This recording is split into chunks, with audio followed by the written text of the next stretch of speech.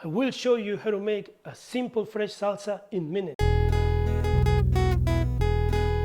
Cut those tomatoes in half or quarters if you are feeling fancy. Take the stem off the chili.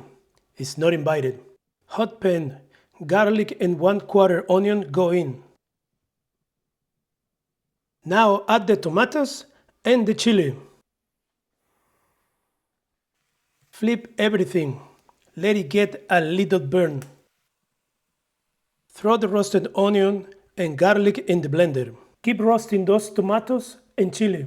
Now send the tomatoes and chili to the blender too. Add salt, about half a teaspoon.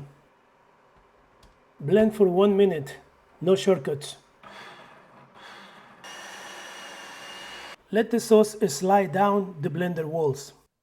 Put it into a container, trying not to spill. Eat with tacos or burritos, I'm not judging.